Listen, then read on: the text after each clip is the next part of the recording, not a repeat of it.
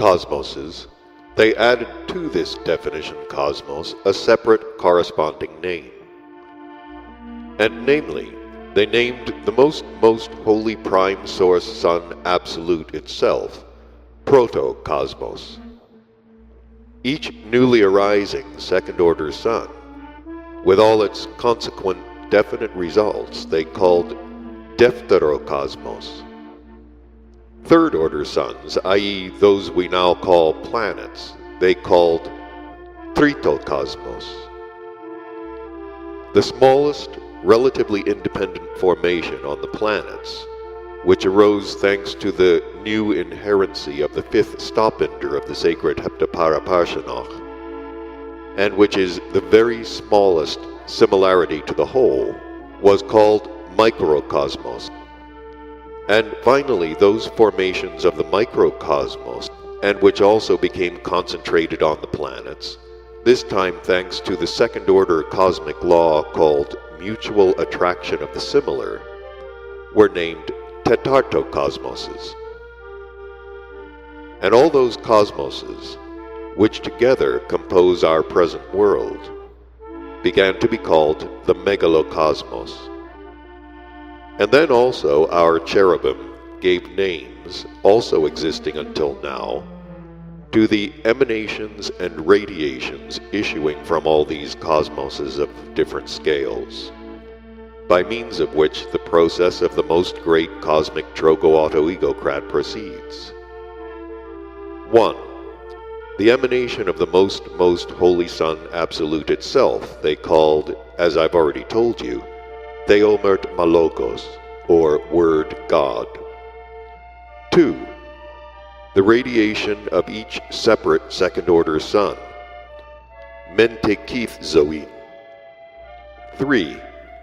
The radiation of each planet separately they called Dyna Maun Zoin.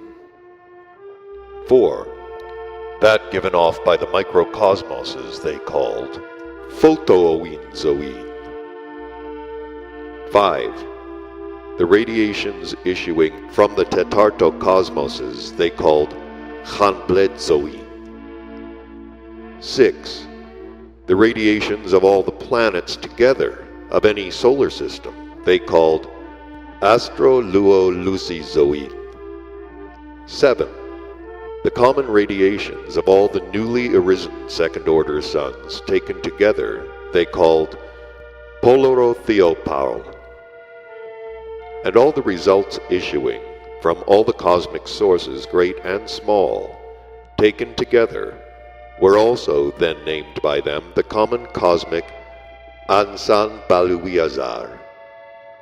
It is interesting to remark that concerning this common cosmic Ansan Baluiazar, present-day objective science has also the formulation, everything issuing from everything, and again entering into everything.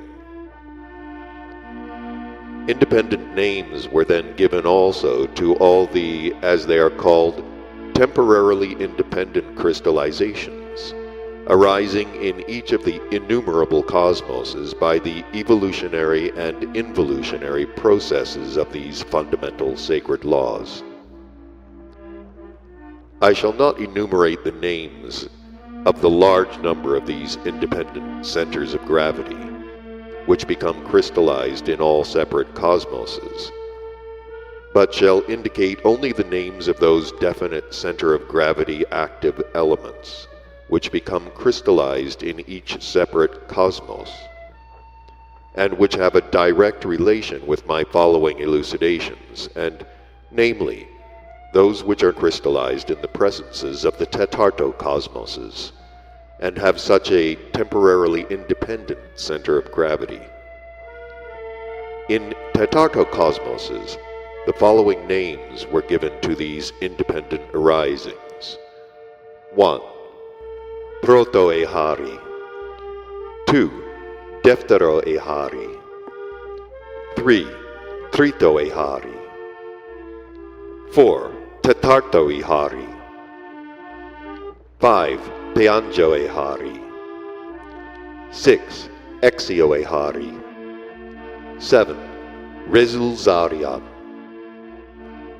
And now, my boy, after everything I have elucidated to you, we can return to the question why and how higher being bodies, or as your favorites name them, souls, began to arise in our universe, and why our unibeing Common Father turned his divine attention particularly to just these cosmic arisings. The point is that when the common cosmic harmonious equilibrium had become regularized and established in all those cosmoses of different scales, then in each of these tetartocosmoses, i.e. in each separate relatively independent formation of the aggregation of microcosmoses, which had its arising on the surface of the planets, the surrounding conditions on the surface of which accidentally began to correspond to certain data present in these cosmoses, owing to which they could exist for a certain period of time without what is called secruano, i.e. without constant individual tension. The possibility appeared of independent automatic moving from one place to another on the surface of the given planets. And thereupon, when our Common Father Endlessness ascertained this automatic moving of theirs, there then arose for the first time in him the divine idea of making use of it as a help for himself in the administration of the enlarging world. From that time on, he began to actualize everything further for these cosmoses in such a direction that the inevitable what is called okrualno, i.e. the periodic repetition in them of the completing process of the sacred heptaparapashanoch, might be accomplished in such a way that under conditions of a certain kind of change in the functioning of the common presences of some of these tetartocosmoses, there might be transformed and crystallized, besides the crystallizations which had to be transformed for the purpose of the new common cosmic exchange of substances, also those active elements from which new independent formations might be coded in them themselves, with the inherent possibility of acquiring individual reason. That this idea first arose just then in our endlessness, we can also see from the words of that sacred canticle, with which at the present time at all divine solemnities our cherubim and seraphim extol the marvelous works of our Creator. Before continuing to relate further how this was actualized, it is necessary to tell you that the functioning of the mentioned common cosmic Iraniranumanj is harmonized in such a way that all the results obtained from transformations in different cosmoses localize themselves together, according to what is called qualitativeness of vibrations. And these localizations penetrate everywhere throughout the universe and take a corresponding part in planetary as well as in surplanetary formations, and generally have as the temporary place of their free concentration the what are called atmospheres, with which all the planets of our megalocosmos are surrounded, and through which connection is established for the common cosmic Iraniranhumanj.